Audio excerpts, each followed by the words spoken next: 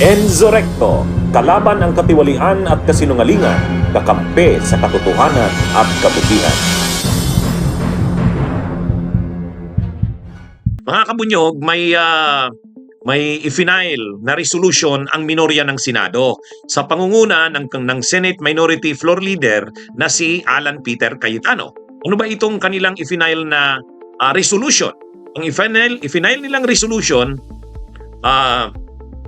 syempre, alam na nila na lalabas na ang arrest warrants kina Bato, kila Bongo, kasi pinangalanan na talaga ito ng mga co-perpetrators kasama ni Rodrigo Duterte sa ICC.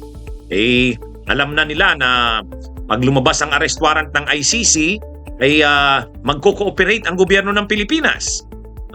Sinabi na yan ni Secretary of Interior and Local Government John Vic Rimulya na yung ginawa kay Duterte, na nag-cooperate ang Pilipinas sa Interpol, isinurrender si Duterte sa Interpol matapos maaresto, yung Interpol na ang nagdala dito sa ICC, yan pa rin ang gagawin kila Bato at Bongo kapag lumabas ang arrest warrants ng ICC. Yan din ay kinumpirma ng tagapagsalita ng Malacanang na si Yussi Claire Castro. Kaya ang ginagawa ngayon ng mga kasamahan ni Bongo at ni Bato sa minorya sa Senado, naglabas sila ng resolution. At ang resolution nila, nag-file sila ng resolution, ang gusto nila, yung mga Pilipino umano.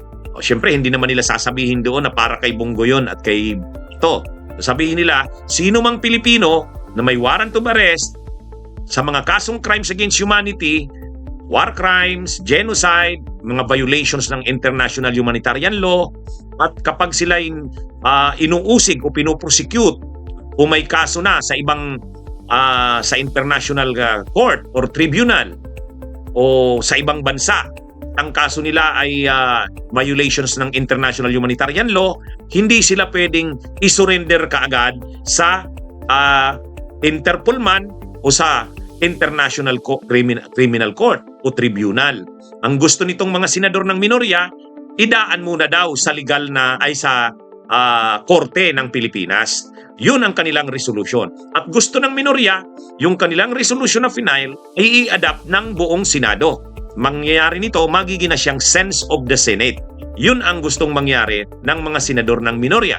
Hindi man nila sinasabi na yun ay para in anticipation sa posible ng paglabas ng arrest warrant kay Bato at kay Bongo, pero yun naman talaga ang dahilan niyan. Ang nilalaman ng resolution to simple lang. Pag may warrant na hindi issued by a Philippine judge, kailangan po dumaan sa korte yan, kung hindi unconstitutional yan. At kailangan ang bawat Pilipino na may tanong at nagsisik ng remedy ay pwedeng makapunta sa korte ng ating inang bayan. Ngayon, anong lumalabas dito? Ang lumalabas dito, ipokrito ang mga senador ng minorya. Napaka-ipokrito nila, lalo na ang leader nila ng minority na si Senador Alan Peter Cayetano. Bakit natin sinabi na napaka-ipokrito? Bakit natin sinasabi? Unang-una, ang lagi nilang sinasabi ngayon, bukang bibig nila nitong mga senador na ito ng minorya na sa pagtatanggol nila kay Duterte, kay Bato, kay Bongo, ang bukang bibig nila ay due process. Due process of law, human rights, yan yung kanilang bukang bibig. Pero nung panahon ni Duterte, kung saan si Cayetano ay naging Department of Foreign Affairs Secretary, linabag nila ang due process of law. Ano bang nangyayari sa panahon ni Duterte? Yung buong panahon ni Duterte, extrajudicial killings. Ano ang ibig sabihin ng extrajudicial killings? Extrajudicial, ibig sabihin hindi na dinaan sa judicial processes. Pag hindi mo na dinaan sa judicial processes, pag hindi mo na dinaan sa prosesong legal, extrajudicial na. Ibig sabihin ang mga nangyari, walang due process of law. Yung mga napatay sa war on drugs ni Duterte, itinuring silang mga kriminal, itinuring silang mga addict, pusher, drug users, mga drug personalities, kahit suspectya pa lang yan, linagay na sila sa listahan at sila ay naging biktima na ng war on drugs ni Duterte.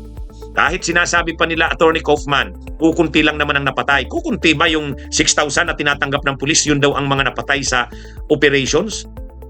Kukunti ba yun? Ngayon, ang sinasabi ni Cayetano nung in-interview siya sa Al Jazeera, Noong siya pa ay DFA Secretary, ang sabi niya, tinanong siya ng host ng Al Jazeera, ibig niyong sabihin, yung 6,000 na tinatanggap ng pulis na napatay sa lehitimong police operations daw, lahat ng laban? Sabi ni Cayetano, yes. Doon pa lang kitang-kita mo na. Ano mong magsabi na nanlaban ang lahat ng yon. Tapos ngayon, sasabihin mo, bigyan ng due process si Bato, si Bongo, bigyan ng due process si Duterte. At ang sinasabi na yan na, bibigyan naman talaga si Bato ng due process at si Bongo.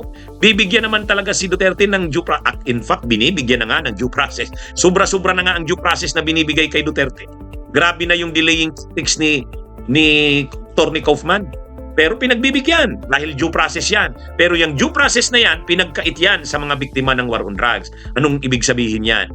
Hipokrito sila Cayetano. Hipokrito itong mga senador ng minority. Kasi ang bukang bibig nila ngayon, nagtatago sila ngayon, ini-invoke nila ngayon ang due process of law. Ini-invoke nila ngayon ang human rights para protektahan si Duterte, si Bato at si Bongo. Samantalang, yan yung pinagkait nila sa mga biktima ng war on drugs na sinulong nila nung panahon ng administrasyon ni Duterte na kung saan kasama sila. Yan yung hypocrisy dyan. At ngayon, isa pang problema dyan sa resolusyon ng Senado na yan. Mayroon tayong batas, Republic Act 9851. Yan ay batas na ipinasa ng Kongreso, pinirmahan ng Presidente, naging batas. 2009 pa yan. Anong nakalagay dyan?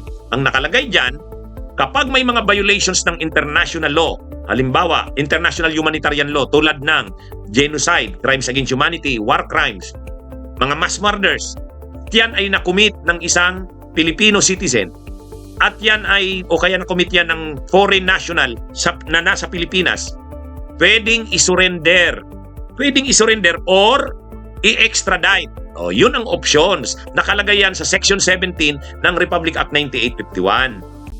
Na kapag mayroong Filipino citizen na inuusig ng International Criminal Court or Tribunal or ng dayuhang bansa, ang kaso niya ay crimes against humanity or genocide or anumang kaso na related sa international humanitarian law, pwede siyang isurrender ng authorities ng Pilipinas or i-extradite. So may dalawang options, surrender or extradite. Pag surrender, hindi nadadaan sa korte. Administrative lang yan, executive yan. Magdi-decide ang executive department kung isusurrender. Katulad ng ginawa kay Duterte. Ang desisyon ng administrasyon, isurrender. Huwag nang i-extradite. Isurrender sa Interpol, tapos yung Interpol dalhin na sa ICC. Pero pwede rin talagang idaan sa extradition. Pwede yon. Pero desisyon yan ng administrasyon. Ngayon, ano ang mali sa ginawa ng Senado? Sabi nila, kapag mayroong Filipino citizen na may kaso sa International Criminal Court or Tribunal, ang kaso ay violations ng international humanitarian law tulad ng crimes against humanity, dapat dumaan muna sa korte. Sinong nagsabi sa inyong dapat munang dumaan sa korte? Ang nakalagay nga, may dalawang options i-surrender or i-extradite. Pag i-extradite, dadaan sa korte. Pero kung hindi naman yan ang gusto ng administrasyon, hindi na dadaan sa korte. Batas yan. Pinagtibay yan ng Kongreso at pinirmahan ng Presidente, naging batas, Republic Act 9851. Bakit ayaw nang sundin itong mga minority senators? Baguhin muna nila yung batas bago sila mag-sponsor ng resolution. Ipokrito tong mga senador na to Gusto lang nila protektahan si Bato sa si Bongo. Kaya nagpasa sila ng resolution na yan. Pero lalabas, ang resolution na yan ay illegal at unconstitutional. Kasi sinasabihan mo na ngayon yung administrasyon na kapag mayroong kaso, ang isang Filipino citizen sa international humanitarian law, idaan muna sa korte. Paano pala yung option na binigay ng Republic Act 9851, Section 17, na may option, pwede namang isurrender, hindi na idaan sa extradition. Kayo muna ang maging administrasyon ng Pilipinas. Kung presidente ka na Cayetano, yon, pwede mong gawin yun. Option mo yun. Presidente ka. Ang administrasyon ngayon, Marcos di option niya rin yun. Talagang itong mga senador na ito, parang hindi mga abogado ba itong si Cayetano at sila Marcoleta? Anyway, saka si Escudero. Pumipirma sila dyan sa resolution na yan. Bunyog, halikan na kasama ka. Bunyog, kapag buklod ay may pag-asa. Luzon, Visayas, Mindanao, isa ang pananaw. Sa bagong Pilipinas ang bunyog isisigaw. Bunyog